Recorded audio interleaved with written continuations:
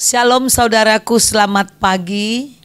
Saya Pendeta Deborah Dumasisyani Partambunan dari CBM 7 TV menyampaikan rema dari firman Tuhan Amsal 24 ayat 17 hari ini kepada saudara. Saya katakan no Bible, no breakfast. Amsal 24 ayat 17. Jangan bersukacita kalau musuhmu jatuh, jangan hatimu beria-ria kalau ia terperosok. Jangan bersukacita kalau musuhmu jatuh, jangan hatimu beria-ria kalau ia terperosok. Saudaraku, akhir-akhir ini dalam kehidupan kita banyak lihat komunitas. Ada komunitas anak muda, ada komunitas alma mater, ya, alma mater sekolah dari SD, SMP, SMU, apalagi perkuliahan. Nah, ini suatu pertemanan yang sangat. Ada juga komunitas dengan yang lagi top sekarang ini naik sepeda, ya, komunitas merek tertentu, motor tertentu, jenis mobil tertentu, banyak sekali saudaraku. Namun saudaraku, dalam pertemanan ini tidak semuanya, ya, tidak semuanya selalu ada bisa menjadi teman. Meskipun kita masuk dalam komunitas untuk tujuan berteman, ternyata di sana juga kita bisa mengalami ada permusuhan dengan orang. Nah, kenapa ada musuh? Ya, kadangkala musuh ini datang dari jelas rasa tidak cocok, ada perbedaan. Khususnya saudaraku, ada zaman sekarang mesti kita satu kota bahkan satu tetangga, perbedaan agama, ya, perbedaan status sosial, perbedaan soal kecakapan aja saudaraku.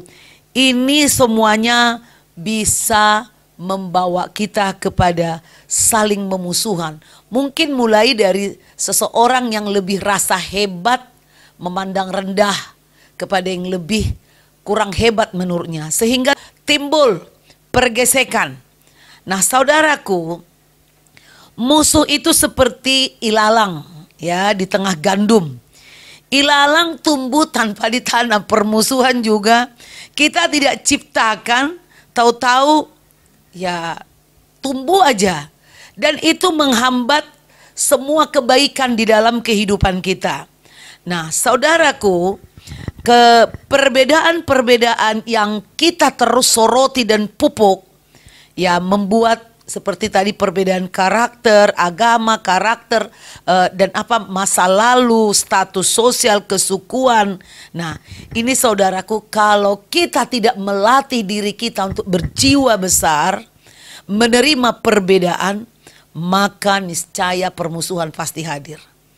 Nah, kita tahu beberapa waktu yang lalu pernah tuh ribut di rumah sakit, di salah satu rumah sakit di Siantar. Wah, heboh tuh karena soal memandikan mayat. Ada yang dianggap menistakan agama. Untungnya pemerintah dengan sigap menyelesaikan sehingga petugas-petugas rumah sakit ini batal diseret ke pengadilan dengan tuduhan penistaan agama. Saudaraku, Amsal ini memberikan kita nasihat praktis agar kita tidak merasa senang kalau ngelihat musuh kita sedang terjatuh. Ya, yang namanya musuh biasanya dalam permusuhan yang sejati, orang yang sedang bermusuhan menginginkan lawannya, musuhnya untuk binasa, untuk terluka, untuk rugi, untuk ini. Tapi firman Tuhan dari Amsal ini mengatakan saudaraku, jangan bergembira atau happy melihat musuh yang sedang mengalami kesulitan. Supaya jangan kita terus, saudara tahu kenapa kita dilarang? Agar kita tidak melestarikan dosa, sakit hati, kebencian, kemarahan, permusuhan itu. Maka kalau kita berbahagia ngelihat orang atau musuh kita sedang kena musibah, sebenarnya kita sedang, ya, melanggengkan, ya, membangun api permusuhan itu terus di dalam diri kita. Saudaraku, kita tidak boleh punya musuh, ya. Gak enak yang namanya punya musuh. Kalau udah punya musuh, saudaraku, kita selalu melihat apa yang dilakukan oleh musuh kita selalu salah. Benar pun itu bisa membuat sakit hati kita. Jadi Tuhan Yesus meminta agar kita mendoakan musuh kita. Tentu Tuhan menghendaki kita mendoakan musuh kita untuk diberkati, untuk berubah, tapi bukan untuk kecelakaannya. Beberapa waktu yang lalu di gereja ada seorang bapak kesaksian bagaimana dia disakiti oleh mertuanya sehingga dia mengangkat sesuatu ke langit, berputar-putar 7 kali, menyumpahi mertuanya untuk mati kering. Dia bilang, kalau memang aku yang salah biar aku mati kering, tapi kalau mertuaku yang salah biar dia juga mati kering. Dan tiba-tiba mertuanya itu sakit seperti mati kering, seperti Rangka ini kesaksiannya. Saya bilang itu bukan Tuhan yang menjawab. Tuhan tidak memiliki sifat seperti itu. Itu pasti dari setan. Jangan kau kira itu mujizat, doamu dijawab, karena itu bertolak belakang dengan firman Tuhan, saudaraku.